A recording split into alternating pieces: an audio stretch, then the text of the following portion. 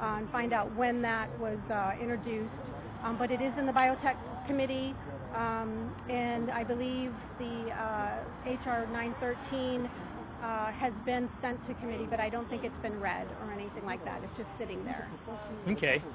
Now, I've heard of something called a Trans Pacific Partnership Treaty that Barack Hussein Obama is pushing forward in secrecy. This is something that even our own Congress people aren't apparently privy to the details of, but I understand it has something to do with streamlining all these secretive labeling or non-labeling details across the globe. Do you know anything about this Trans Pacific Partnership Treaty? I mean, I don't know a whole lot about it. I know the part that relates to the labeling issue, and basically that's what it is. They're requiring, it will take away state and federal ability to label. And in addition, it will also take away countries that have already labeled GMOs. Will have to take the labels off because they feel that it's an unfair advantage. And they're trying to take country of origin. If you want to know where your meat comes from or your produce comes from, they're going to take the country of origin off too. So if I'm eating meat, I might be eating chicken coming out of a 55-gallon barrel coming from China? Oh yeah.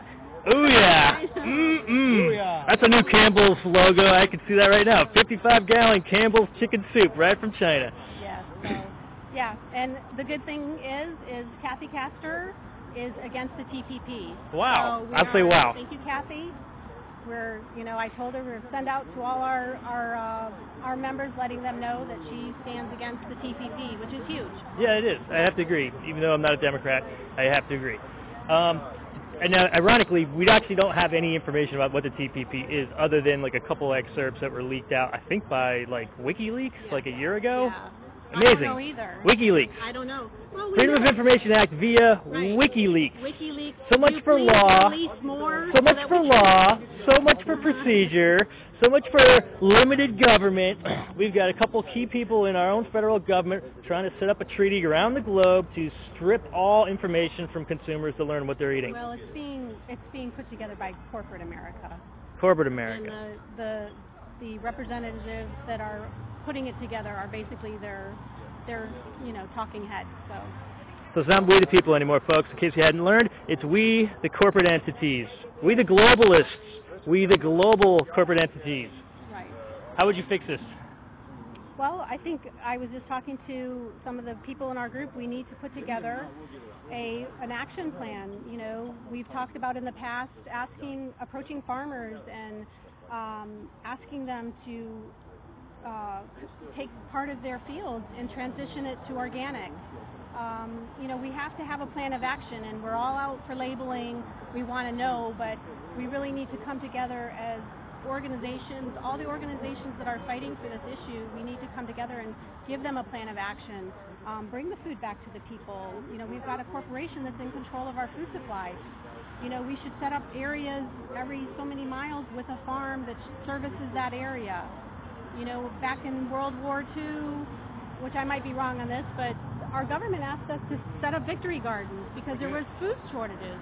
Well, why don't we set up let our government tell the people to set up their own garden in their yard. Let's get rid of lawn and put food there. We have to bring it back to the people, take control of it. We have to re-nourish our soils, re-nourish our earth, stop buying into all the consumerism and really refocus our intention on taking care of each other. So I understand that right now, right here in Tampa, where we stand right now, the city council is looking at ordinances to basically constrain or regulate community gardens right here in the city of Tampa. Were you aware of this? No, I wasn't aware of that. Yeah, there's a lady, Bev Baker, who's been sharing this information. I was hoping she'd be here, actually. She might have been at the march on Sunday. Oh, you know her? Okay. Awesome. She's awesome. So these people are on YouTube watching us. What movies or channels on YouTube would you point them to so they can learn the basics about what's happening to our food and what's happening to our health and our gut and why these pesticides are being consumed by us and we don't even know it?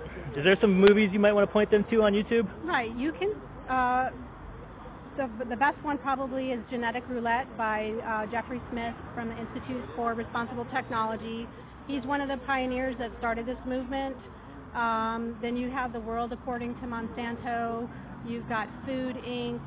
There's Knives Over Forks or Forks Over Knives. There's tons of movies out there that will educate you and really open your eyes as to what's going on and make you realize when you go into the grocery store you really need to be aware of what you're buying and eating. And I just want to point out, I don't know if you can touch it. Really you can touch it. You may have to wash your hands.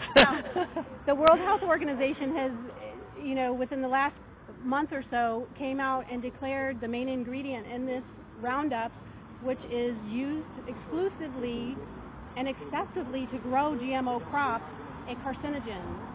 Okay, it's a carcinogen, and it is likely causing cancer.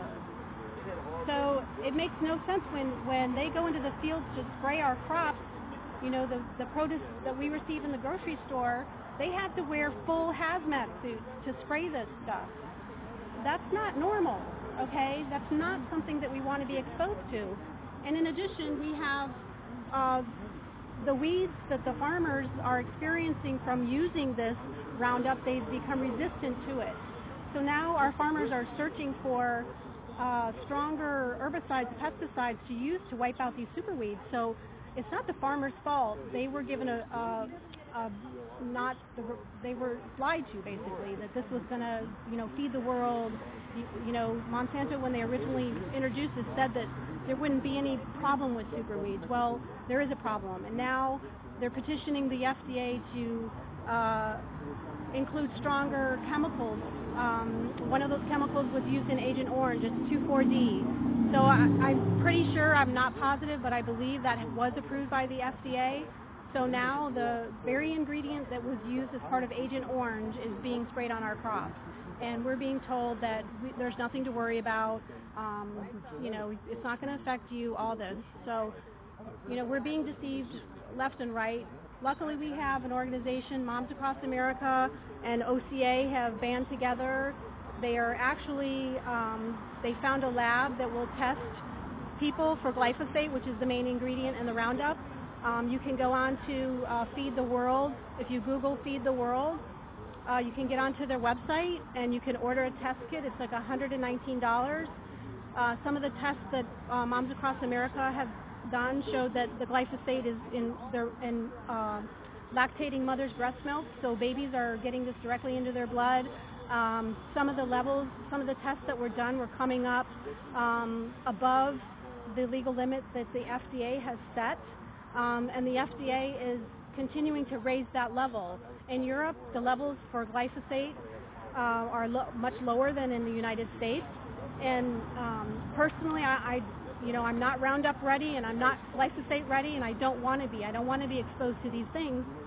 And the problem is, our children are the ones that eat the most processed food, and they're being exposed to this glyphosate at very, unnatural levels. And it makes you wonder all these things that they're suffering from. Personally, I know that it is causing it, but we're affecting a whole generation of kids. So.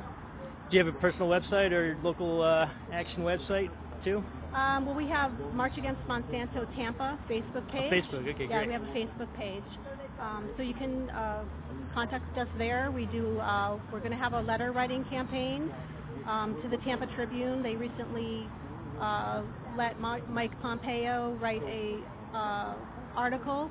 That's great. I'm happy to hear that because I haven't seen the local papers acting very much in these areas. Please look up the article. It was the front page view section. It took up the whole front page. With all the hysteria about GMOs. It was very disconcerting to read that right the day after our march. So we're having a letter writing campaign. Oh, so let me see if I get this straight. So it was kind of like a misinformation news article? Yes. Basically, it was saying that those people that went out and marched and those people that want labeling are hysterical, uneducated. I have an MBA and an engineering degree, folks. How about yourself? I'm a political science, herbalist, natural health educator, so I'm pretty well read as far as health issues. So let me get this straight. The executive branch of our federal government, Barack Hussein Obama, creates treaties in secret. Our own elected representatives in Congress, senators and House representatives, aren't able to even read this treaty that's coming down, which is the Trans Pacific Partnership. And we have actual in the daylight legislation written saying we want to hide all labeling pretty much related to GMO on our food products.